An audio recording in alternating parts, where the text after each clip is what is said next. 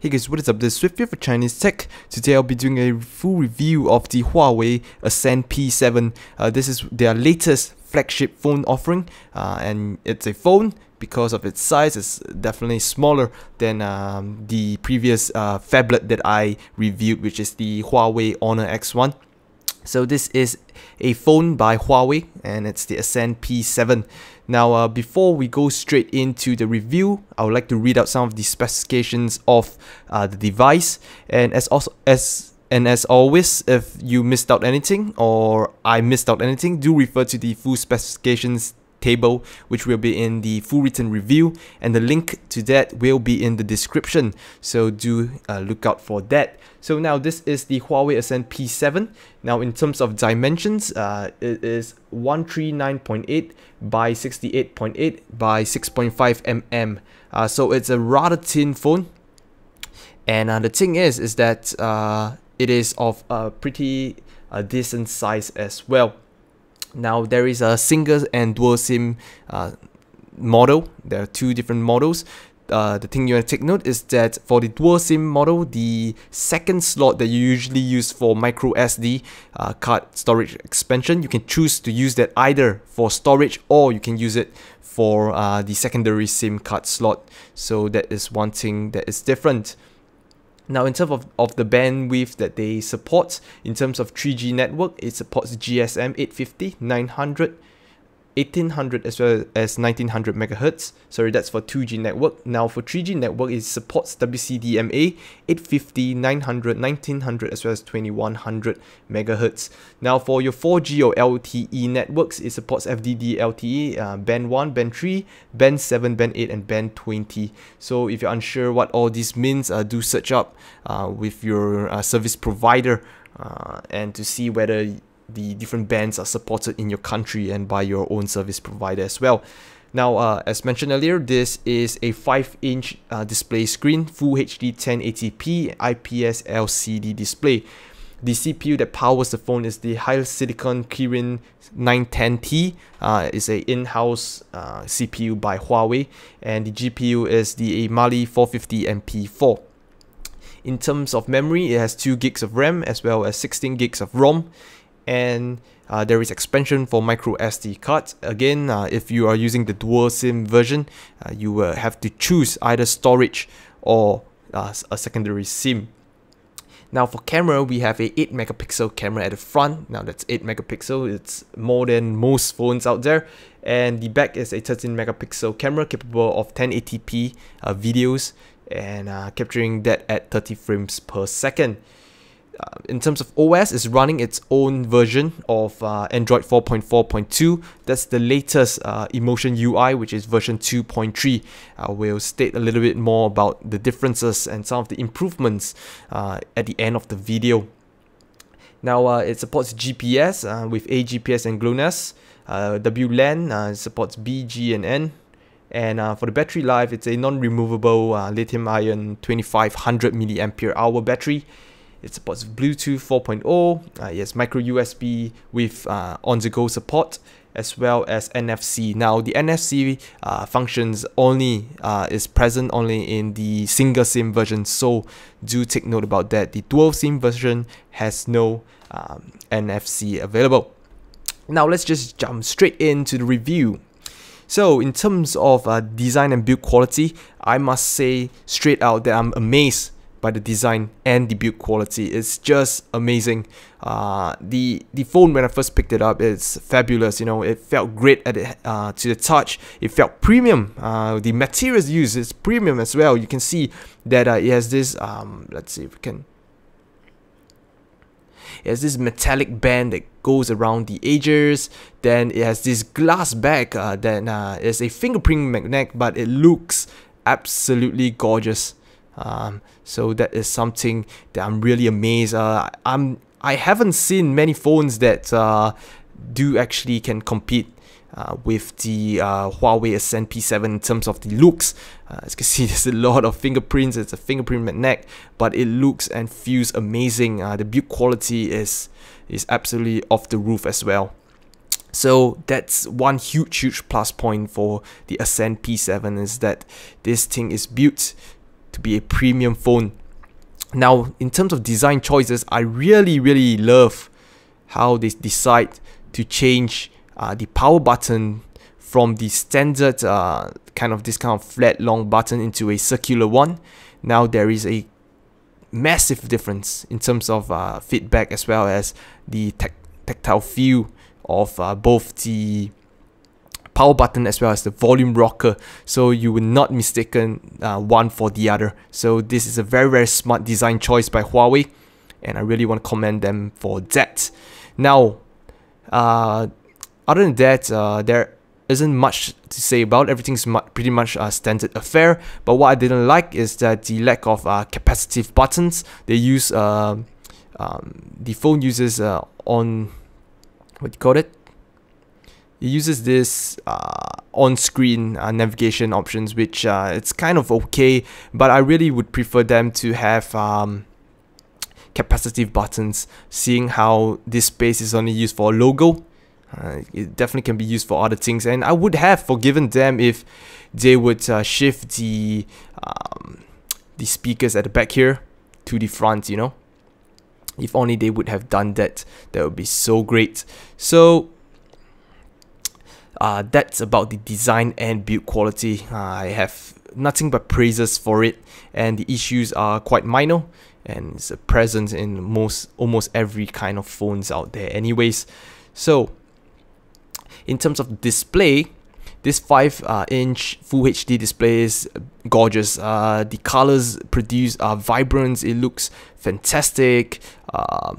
It's just great. Some people say that some of the colors are oversaturated slightly, but I don't think that's really a problem, because if you use it, I don't really feel that any people use the phone for color accuracy type of work anyways. So definitely the oversaturation can be good and bad, but I believe it's more on the good side, that it makes your things look much better. Alright, so that's in terms of display. In terms of the brightness, it can go really bright as well as dim enough for you to use in dark light conditions. Under direct sunlight, there will be some glare and reflections, but you will definitely be able to use the phone. There is no problem there as well. Now moving on to phone performance.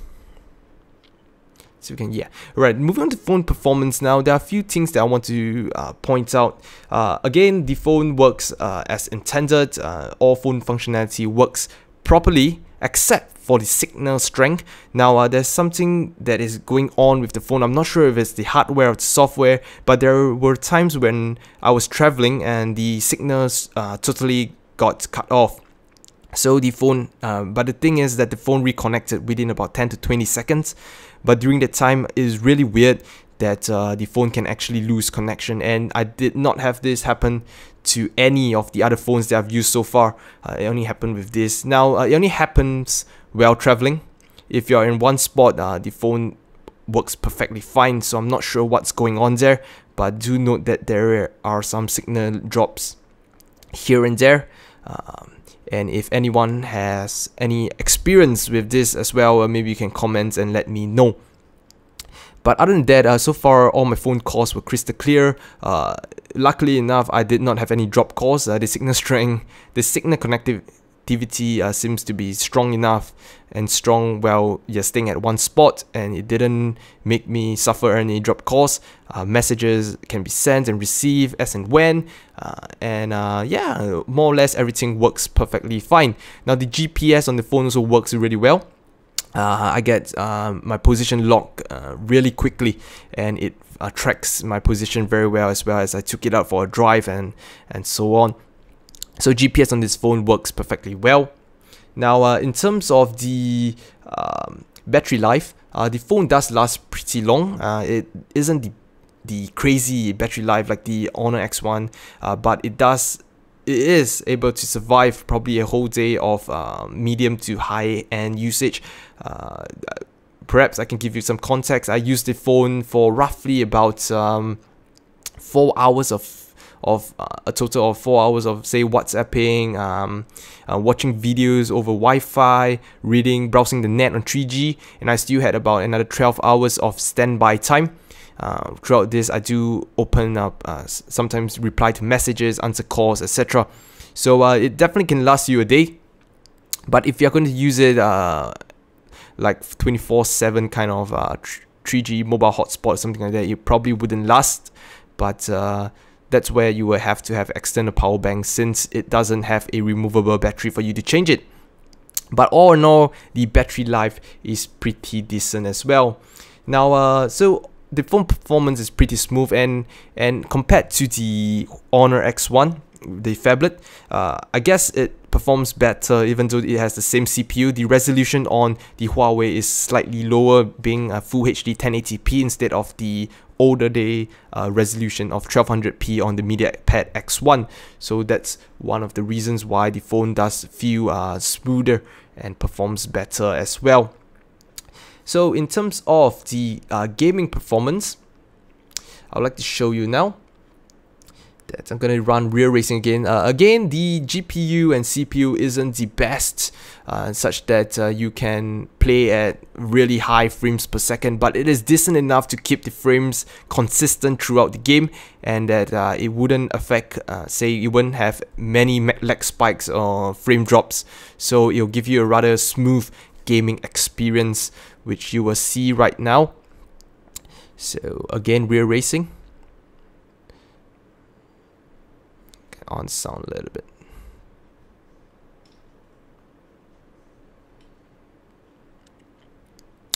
Alright, so this is going to be the gaming performance. Overall, it does perform okay, and again, it does perform better because of the lower resolution. And by no means it's low, but as in lower comparatively.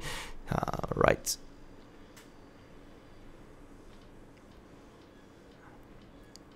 So you can see some frame drops there, but other than that, you can see that it's smooth, but it isn't smooth in the sense that it's running at very high frames per second. But it's smooth in the sense that you don't see any juttering, all of a sudden losing frames. Oh god. As you can see, I cannot really play through a camera when I'm recording. It's really hard. So I'm probably going to be last in this race here.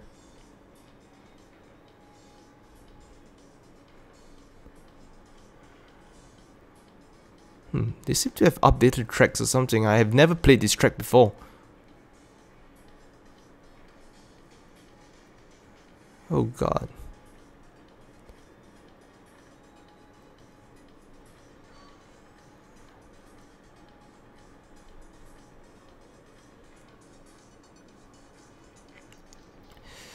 Right, you can see that the gaming performance is rather smooth.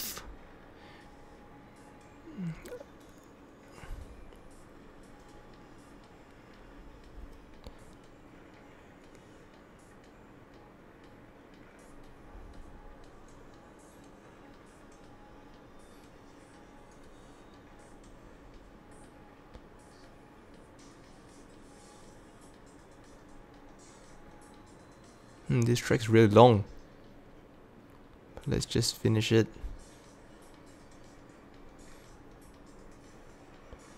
Oh god.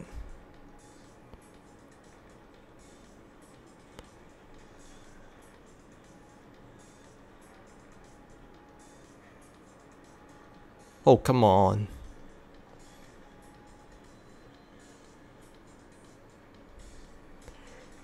Alright, I'm 7. Alright, okay. So there we go. That's the gaming performance, pretty good. Good in the sense that the CPU is able to maintain a consistent frame rate throughout the game. Now, in terms of camera, you can look at the unedited photos as well as some of the photos are taken in the full written review. But as for my comments, is that the rear camera, the 13 megapixel camera, does capture pretty decent photos. Nothing too amazing, but it's decent enough for you to share with your friends and family. As for the front 8 megapixel camera, I did try to take a photo as well with some stuffed toys, and it isn't that good, but it is definitely better than other front camera that are available on other phones. So it's better, but it's not good enough. That's what I feel. So if you want to take selfie or to take anything, it's best if as far as possible to use the rear camera. So it also takes videos, and both the front and back. The rear camera does take alright video quality, isn't that nice? But if you need to take something, record something, definitely it would facilitate the help of that, and you wouldn't have to worry about details being lost. It will be recorded, but it's just not very good. It's alright, it's passable, and that's about it for the camera. So in terms of community support, as you can see that the phone is really updated to the latest KitKat version of Android 4.4. It's amazing how Huawei has continuously provide support for their phones and devices, and it's always nice to see that manufacturers are actually providing after sales support for their phones.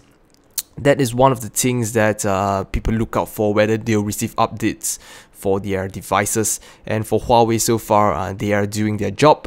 And the thing is that, very surprisingly, the phone does have a custom ROM available for it, and that's the MIUI. Now you can flash it. It's developed by some Chinese developer, and there is a thread, there is a section and categories specifically for the Huawei Ascend P7 on XDA forums, so you're going to receive quite a bit of support there should it ever take off. And currently there is quite a massive thread on the custom MIUI OS anyway, so that's something you can check out. So in terms of official and community support, this phone is well supported by everyone. So in conclusion, this is a phone that is priced in the medium to higher end market range.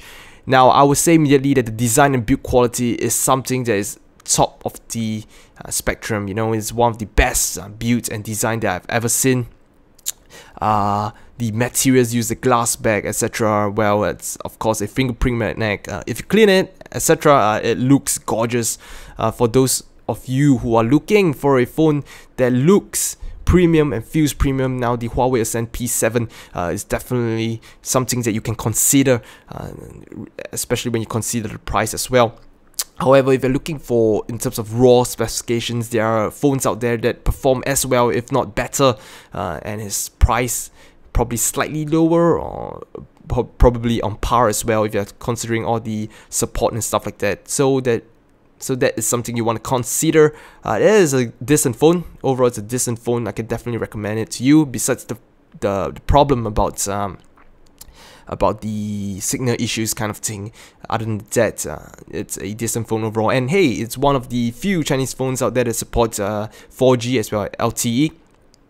And it also has NFC, so very few Chinese phones out there actually provide such features, and this is one of them. And it doesn't cost too expensive, but it is definitely higher than your average low-end market kind of stuff. So yeah, this is the review of the Huawei Ascend P7, a decent phone, and it's a decent but gorgeous looking phone, decent performing, gorgeous looking phone. And yeah, that's about it. And if you want to stay on for some of the new features I find in the Emotion UI version 2.3, you can stay on, and I will talk a little bit more about that. Otherwise, if you want to hear my thoughts of the Emotion UI alone, you can head straight on to the end of the Huawei Honor X1 review. I did review the OS itself, the custom OS by Huawei, and I shared some of my thoughts about it. So that's about it, really. If you don't watch it, I can just give you some of my thoughts. It's a great custom OS, and not great, but good enough for you to use for your daily driver. I did not find any needs to actually switch it out. It works perfectly fine. And yeah, that's about it. So if you want to stay on, you stay on. If not, I'll see you guys again soon. And yeah, alright, so now let's turn off the lights so I can actually.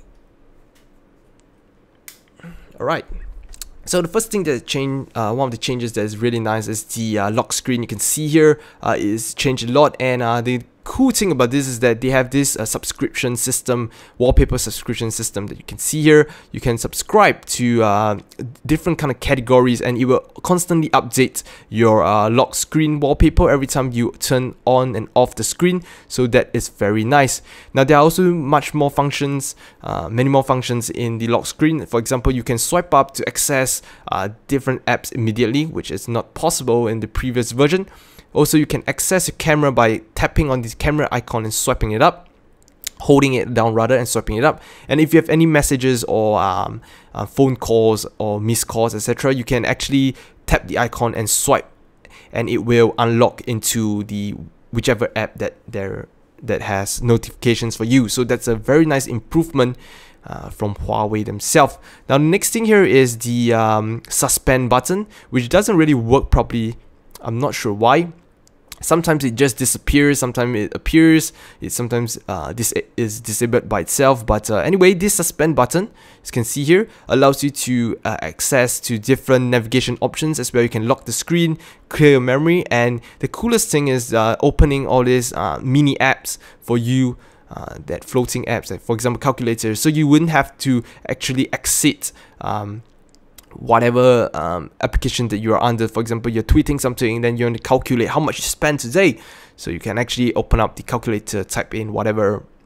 Okay, so today I spent $2 million, and yeah, and then you can close it, and you can just type in to your tweet, today I spent $2 million. So this is one of the nicer things that is present in the new Emotion UI 2.3.